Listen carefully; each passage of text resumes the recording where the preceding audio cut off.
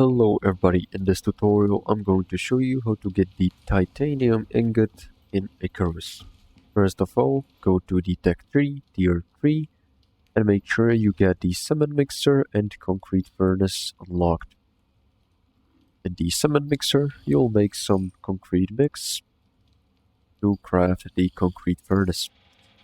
Once you have the concrete furnace, you'll go ahead and open it. I'll use the electric furnace. Open it by pressing F, and by putting titanium ore inside of the furnace, you'll see it's going to take 40 seconds to smelt 5 titanium ores into 1 titanium ingot.